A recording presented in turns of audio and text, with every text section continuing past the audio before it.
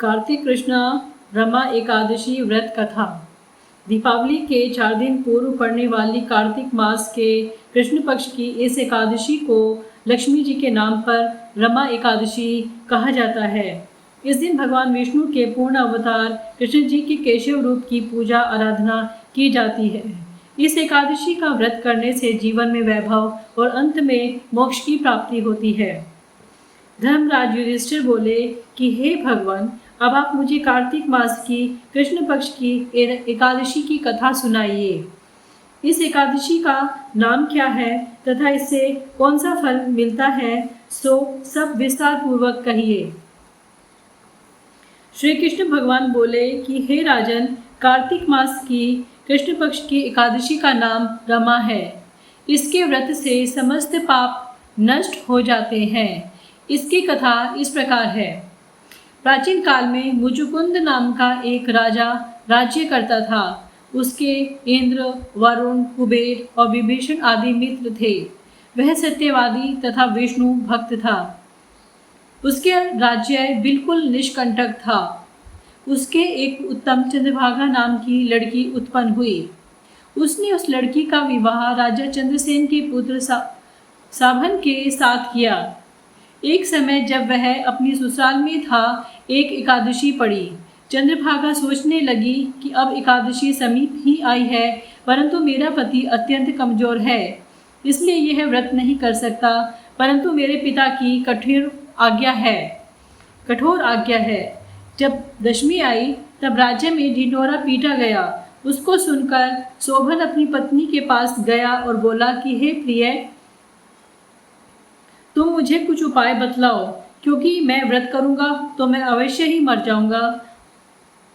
इस पर चंद्रभागा बोली, हे प्राणनाथ, मेरे पिताजी के राज्य में एकादशी के दिन कोई भी भोजन नहीं कर सकता है।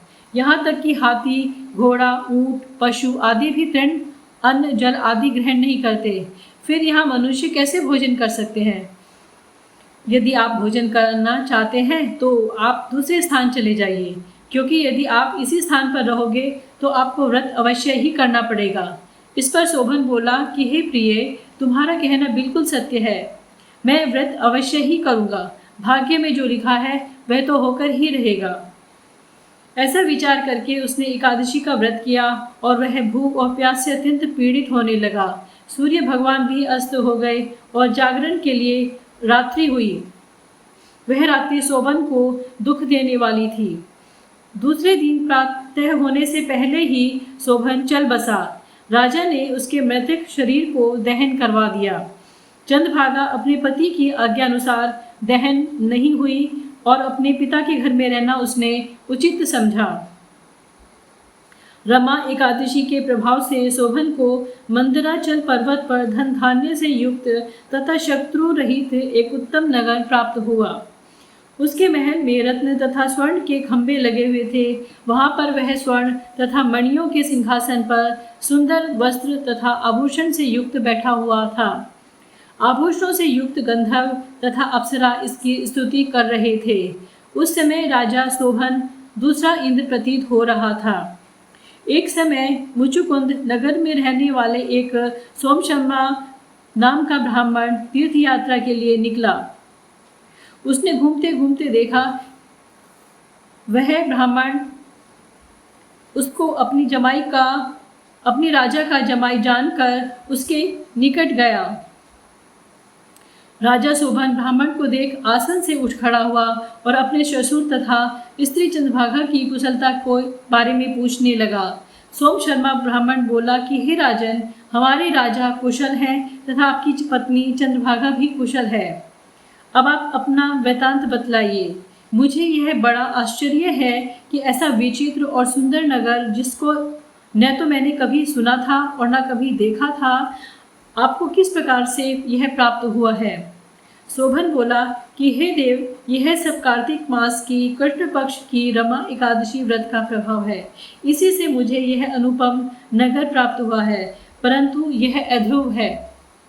इस पर ब्राह्मण बोला कि हे राजन, यह अध्रुव कैसे है और यह अध्रुव किस प्रकार हो सकती है? और और इसको ध्रुव किस प्रकार बनाया जा सकता है, सो आप मुझे समझाइए। मैं आपके कहे अनुसार ही करूँगा। आप इसमें बिल्कुल भी झूठ ना समझे बोलें। शोभन बोला कि हे देव, मैंने अश्रद्धा पूर्वक व्रत किया था, उसके प्रभाव से मुझे ये नगर प्राप्त हुआ है, इसलिए मैं इसे अध्रुव मानता हूँ। यदि तुम इस वृतांत को राजा मुचुकुंद की पुत्री चंद्रभागा से कहोगे तो वह इसको ध्रुव बना सकती है।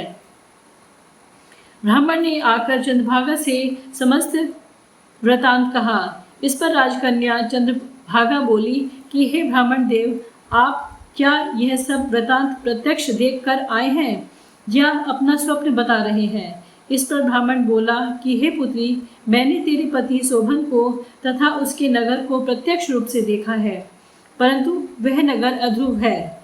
तू कोई ऐसा उपाय कर जिससे कि वह ध्रुव हो जाए। इस पर चंद्रभागा बोली कि हे महाराज, आप मुझे उस नगर में ले चलिए, मैं अपने पति को देखना चाहती हूँ। मैं अपने व्रत के प्रभाव से उस नगर को ध्रुव बना लूंगी। चंद्रभागा के वचनों को सुनकर वह ब्राह्मण उसको मंदराचल पर्वत के पास वामदेव के आश्रम को ले गया। वामदेव ने उसकी कथा को सुनकर चंद्रभागा को मंत्रों से अभिषेक किया और चंद्रभागा मंत्रों तथा व्रत के प्रभाव से दिव्य देह धारण कर अपने पति के पास चली गई। शोभन ने अपनी स्त्री चंद्रभागा को देखकर प्रसन्नता पूर्वक उसे वाम अंग में बैठाया। चंद्रभागा बोली कि हे प्राणनाथ, अब आप मेरे पुण्य को सुनिए। जब मैं अपने पिता के घर में 8 वर्ष की थी, तब से ही मैं सविधि एकादशी का व्रत करने लगी थी। उन्हीं व्रतों के प्रभाव से आपका यह नगर ध्रुव हो जाएगा और समस्त कर्मों से युक्त होकर प्रलय के अंत तक रहेगा।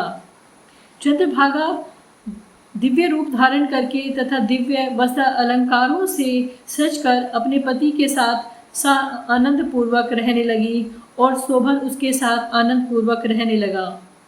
हे राजन, यह मैंने रमा एकादशी का महात्म्य कहा है। जो मनुष्य रमा एकादशी के व्रत को करते हैं, उनके समस्त ब्रह्महत्या आदि के पाप नष्ट हो जाते हैं। जो मनुष्य रमा एकादशी का महात्म्य सुनते हैं, वह अंत में विष्णु लोक को जाते हैं। इस प्रकार यह रमा एकादशी की व्रत कथा समाप्त हुई। श्री कृष्ण गोविंद हरे मुरारी, हे नाथ नारायण वासुदेवाय। श्री कृष्ण गोविंद हरे मुरारी, हे नाथ नारायण वासुदेवाय। श्री कृष्ण गोविंद हरे मुरारी, हे नाथ नारायण वासुदेवाय। जय श्री कृष्ण। अब आप मेरे रमा भक्ति चैनल को लाइक करें, सब्सक्राइब करें और अपने कमेंट भी लिखें कि आपको यह कथा कैसी लगी। प्रणाम।